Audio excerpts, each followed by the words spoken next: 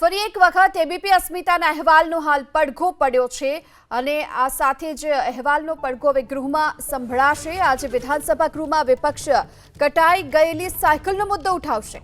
સરસ્વતી સાધના યોજનાની સાયકલોમાં જે કૌભાંડ થયો હતો આ મુદ્દો આજે વિપક્ષ ઉઠાવશે।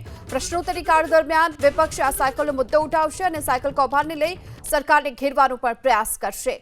ફરીવાર એબીપી અસ્મિતાના અહેવાલનો પડઘો હાલ ગૃહમાં સંભળાશે કારણ કે આજે વિધાનસભા ગૃહની કાર્યવાહી દરમિયાન વિપક્ષ કટાઈ ગયેલી સાયકલોનો આજે મુદ્દો ઉઠાવશે। સરસ્વતી સાધના યોજનાની જે સાયકલો કટાઈ ગયેલી હાલતમાં જોવા મળી હતી, જે કૌભાંડ આચરાયું હતું, આ સમગ્ર મુદ્દો હવે વિપક્ષ ઉઠાવશે। પ્રશ્નોત્તરી કાળ દરમિયાન સાયકલનો મુદ્દાને લઈ સરકારને ઘેરવાનો પણ પ્રયાસ કરશે।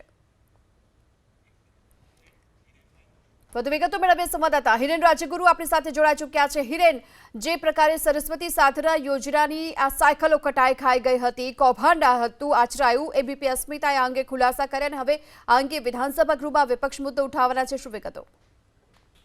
બિલકુલ, જે પ્રમાણે સરસ્વતી સાધના યોજના અંતર્ગત ધોરણ 9 માં પ્રવેશેલી બાળાઓને જે સાયકલ આપવાની યોજના છે, એ યોજનામાં ગયા વર્ષે મોટું કૌભાંડ થયું હોવાનો અહેવાલ એબીપી અસ્મિતામાં પ્રસિદ્ધ થયો હતો। જો કે આ અહેવાલ બાદ સરકારે કૌભાંડ ઢાક પીછોડો કરવા માટે થઈ અને કલર સાયકલ ખાઈ ગયેલી સાયકલ, ભંગાર થયેલી સાયકલને કલર કરી અને ફરીથી એ બાળાઓને સાયકલ આપવાનો પ્રયાસ પણ કર્યો હતો, પરંતુ ફરી એક વખત એબીપી અસ્મિતાએ સરકારનો આ ખેલ પણ ઉજાગર કર્યો હતો અને તેના કારણે જે વિતરણ શરૂ થયું હતું એ વિતરણ અટકાવી દેવામાં આવ્યું હતું।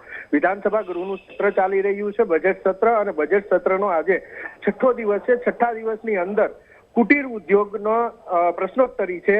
કુટીર ઉદ્યોગ એ વિભાગ છે કે જે ગ્રીમકો જે કંપની છે સરકારની, જે આ સાયકલ ખરીદે છે અને વિતરણની વ્યવસ્થા કરે છે, એ કુટીર ઉદ્યોગની અંડરમાં આવે છે। એટલે આ પ્રશ્નોત્તરી દરમિયાન વિપક્ષના ધારાસભ્યો દ્વારા સરસ્વતી સાધના યોજનાને લઈ પ્રશ્નો પણ પૂછવામાં આવ્યા છે અને આ મુદ્દે સરકારને ઘેરવાનો સંપૂર્ણ પ્રયાસ પણ થશે। મહત્વપૂર્ણ બાબત છે કે આજે પ્રશ્નોત્તરી કાળ દરમિયાન એટલે કે 12 વાગ્યાથી લઈ અને 1 વાગ્યા દરમિયાન સરસ્વતી સાધના યોજનાના મુદ્દે ગૃહની અંદર હોબાળો થવાનો પણ પૂરેપૂરી શક્યતા રહેલી છે અને વિપક્ષ આ મુદ્દે સરકારને ઘેરવાના પૂરા પ્રયાસ કરશે। જો કે સૌથી મહત્વની બાબત એ છે કે અત્યાર સુધી ગૃહની બહાર સરકાર તરફથી કોઈનું પણ નિવેદન આ સમગ્ર કૌભાંડને લઈને આવ્યું નથી, ત્યારે ગૃહમાં આજે સરકાર શું જવાબ આપે છે એ પણ મહત્વનું રહેશે। જી, આભાર આપનો આ સમગ્ર માહિતી બદલ।